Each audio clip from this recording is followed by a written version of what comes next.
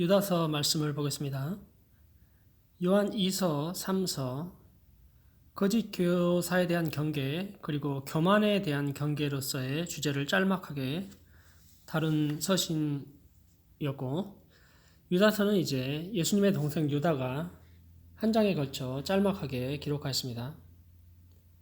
창세기부터 제가 여러분과 말씀을 나누면서 제가 성경을 다는 아니지만 그래도 한 번 더 전체를 읽어봄으로써 더 정리가 되어지고 하나님과의 교제가 깊어짐을 발견합니다. 듣고 앉아있는 사람보다 앞에서 떠드는 사람이 더 배운다는 것은 진리인 것 같습니다. 그리고 또한 사랑을 실천하게 되는 것 같습니다. 안 그러면 말짱 도루묵이고 위선을 행하는 거 아니겠습니까?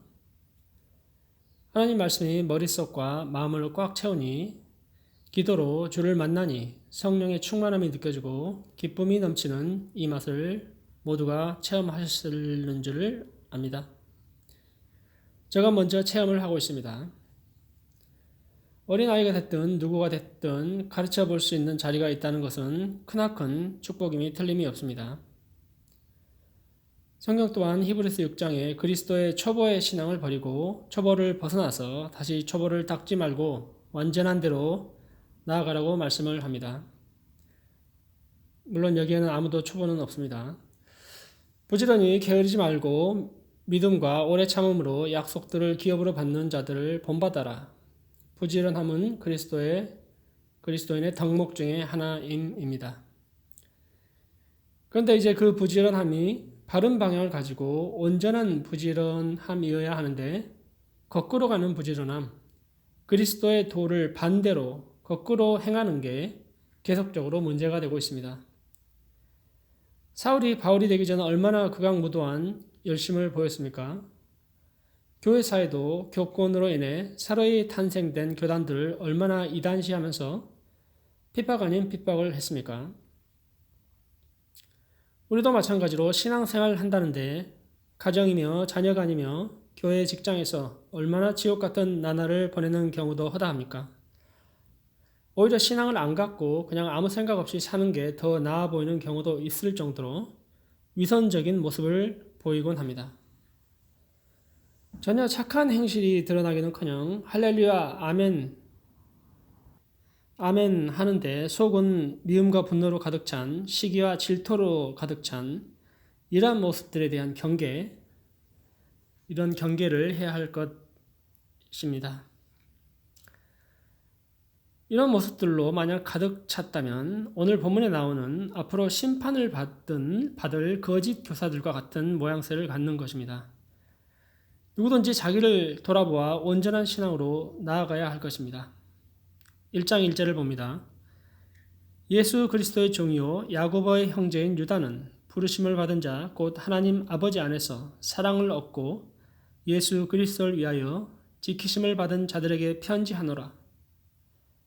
참 이 편지글이 성경이 될 줄 누가 알았겠습니까? 하나님의 감동으로 쓰여졌고요. 하나님의 말씀이 되었습니다. 2절에 긍휼과 평강과 사랑이 너에게 더욱 많을지어다. 유다는 간절한 마음이 생깁니다. 구원에 관하여 믿음의 도에 관하여 성도들에게 힘써서 싸우기까지 해야 할 필요를 느끼게 됩니다. 싸우는 건 기독교적이 아닌 것이 아닌가요? 평화해야지.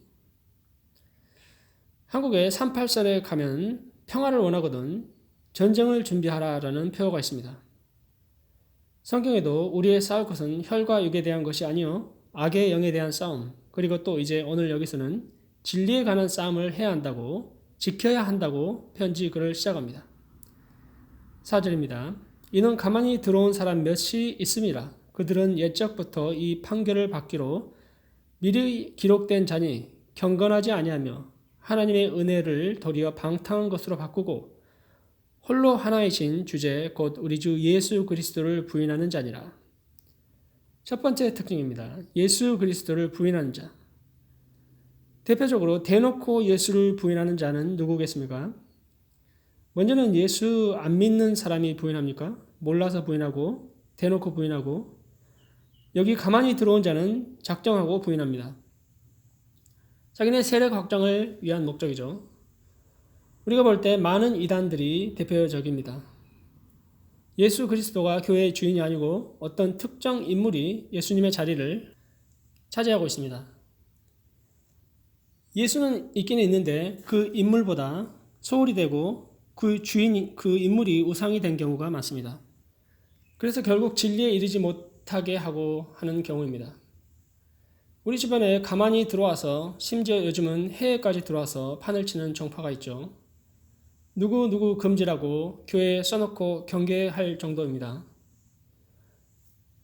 역으로 요즘은 자기네 교회에 써놓고 누구 금지라고 써놓고 진짜인 척하는 위장 전술도 편다고 합니다. 또는 약간 아리송한 경우도 있어요. 예수님을 하나님으로 인정하지 않는 단체들도 있고요. 그러면 무엇이 문제입니까? 그냥 인간 예수이면요. 죄에서 구원할 능력이 없어지지요. 큰 문제입니다. 또 어떤 것은 성령의 역사함을 부인하는 것도 있고요. 나아가서는 우리 안에 잘못된 가르침이 심지어 파멸로까지 이끌어가는 경우도 있습니다. 예를 들어 기복적인 신앙, 번영신학, 자유신학, 신비주의, 기타 이런 부정적인 요소들이 있습니다. 우리가 이제 그래서 그리스도의 초보를 버리고 적을 잘 알고 싸워 승리해야 할 이유가 여기에 있습니다. 열매 맺지 못하게 하는 그 자리에 가서는 안 될 것을 예수님은 경계를 합니다. 마태복음 7장 15절에 거짓 선지자들을 삼가라. 양의 옷을 입고 너희에게 나아오나 속에는 노략질하는 일이라. 그들의 열매로 그들을 알지니 가시나무에서 포도를 또는 엉겅퀴에서 무화과를 따겠느냐. 그런데 또 광명의 천사라고 위장까지 해서 온갖 착한 일을 해가면서 착한 일을 하는 것처럼 보이기도 하죠. 열심을 내어서 성경을 공부하고 그리스도를 아는 지식이 자라가야 합니다. 싸워 이기고 자유를, 하나님의 나라를, 천국을 되찾아야 할 것입니다. 우리 삶에 있어서도 마찬가지입니다. 경건의 모양이 있는데 능력을 부인한다면 그것 또한 반대편을 선택하는 것이겠죠. 이런 모양들과 싸워야겠습니다.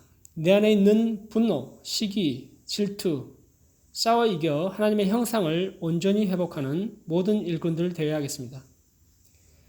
이제 이 편지의 수신자들은 사실을 이미 알고 있다고 합니다. 5절에요. 다시금 생각나게 한다고 얘기합니다. 과거의 출애굽 사건과 또 6절에 자기 지위를 지키지 않고 교만하여 타락한 천사들을 예를 들면서요. 이런 것으로 계속 치닫으면 결국에 심판을 면치 못한다라는 말씀입니다. 우리의 하나하나의 불신앙으로 치닫게 하는 것들 하나님은 우리를 사랑하심으로 다루어 가십니다. 심지어는 참으로 힘든 시간을 보내기도 합니다. 그때그때마다 심판해서 치시지는 않죠. 길이길이 참으시다가요. 멸망에 이르지 않게 하기 위하여 다루어 가십니다. 자녀를 이렇게 다루어 가시는가 하면 타락한 천사들은 영원한 형벌에 가둘 계획을 하시는가 하면 7절에 과거의 소돔과 고모라와 그 이웃 도시들도 같은 행동으로 음란하여 다른 육체를 따라가다가 영원한 불의 형벌을 받음으로 거울이 되었느니라. 창세기에 나오는 얘기입니다. 요즘 현대에 와서 이 사건을 다양한 각도로 접근을 합니다. 심지어 법까지 만들어서 이런 행위를 정당화합니다. 믿는 사람은 성경은 뭐라고 하는지, 성경이 성경을 어떻게 해석하고 있는지 잘 살펴보고 주의 뜻을 분별해야 할 것입니다. 어떻게 하면 바른 가르침을 받고 바른 가르침을 전달하는가가 하는 것이 저의 평생의 숙제입니다. 여러분은 어떠십니까? 그냥 가만히 있으면 가만히 들어온 몇 사람이 좌지우지하는 상황이 옵니다. 요즘 저는 과거에서부터 싸워온 개소리 문제로 어느 정도 승리를 한 것 같습니다. 농담입니다만. 걔도 그렇고 옆집에서 컴포스트를 창문 아래서 하는 것도 그렇고 글쎄요, 저는 나름 젠틀한 방식으로 대항을 했는데요. 요즘 웰링턴에 시위가 심합니다. 좀 더 평화적인 방법으로 하면 좋겠다라는 생각도 해봤고요. 8절입니다. 그러한데 꿈꾸는 이 사람들도 그와 같이 육체를 더럽히며 권위를 업신여겨서 영광을 비방하는도다. 위의 심판이 이미 예언됐음에도 이 대적하는 사람들은 이 죄를 꿈꾸면서 범하고 있습니다. 꿈까지 꾸면서요. 꿈꾼다는 용어는 구약과 유대교 전통에서 보통 예언적 계시를 나타내는데 특히 거짓 예언자들과 관련되어 자주 사용되었다고 합니다. 9절입니다. 천사장 미가엘이 모세의 시체에 관하여 마귀와 다투어 변론할 때 감히 비방하는 판결을 내리지 못하고 다만 말하되 주께서 너를 꾸짖으시기를 원하노라 하였거늘. 이 사람들이 이제 꿈꾸는다는 그것으로 어떤 환상들을 보면서 구약의 율법, 도덕적인 가르침조차도 무시하면서 구약의 율법을 가져나왔던 천사마저도 무시하는 등의 발언과 생각, 전혀 전통이 없는 신앙으로 이끌어갑니다. 여기서 그래서 예를 듭니다. 천사장 미가엘도 마귀를 평가하고 판결을 내릴 수 있었지만 그것마저도 하나님께 맡겼는데 하물며 저 사람들은 무엇이냐 하는 그런 내용입니다. 10절에 이어서 계속 설명되어집니다. 이 사람들은 무엇이든지 그 알지 못하는 것을 비방하는도다. 또 그들은 이성 없는 짐승같이 본능으로 아는 그것으로 멸망하느니라. 천사의 세계관에 그 하나님의 일하심에 관해서 모르면서 모독을 하고 있는 경우입니다. 그리고 이 사람들은 환상 체험에 의한 영적인 통찰력을 지녔다고 하지만 사실은 전혀 도덕성도 없고 문란한 동물적인 성의 본능을 따르고 있고 11절에 또한 계속해서 죄를 저지르고 있습니다. 화했을진저 이 사람들이여 가인의 길에 행하였으며 삭슬 위하여 발람의 어그러진 길로 몰려갔으며 고라의 패역을 따라 멸망을 받았도다. 그들은 기탄 없이 너희와 함께 먹으니 너희의 애찬의 암초요 자기 몸만 기르는 목자요 바람에 불려가는 물 없는 구름이요 죽고 또 죽어 뿌리까지 뽑힌 열매 없는 가을나무요 자기 수치의 거품을 뿜는 바다의 거친 물결이요 영원히 예비된 캄캄한 흑암으로 돌아갈 유리하는 별들이라. 그 뒤로 쭉 이 사람들은 경건하지 않는 일들에 대해 심판을 받을 거라는 내용입니다. 주의 뜻을 완전히 거슬러간 원망하는 자며 불만을 토하는 자며 그 정욕대로 행하는 자라. 그 입으로 자랑하는 말을 하며 이익을 위하여 아첨을 했습니다.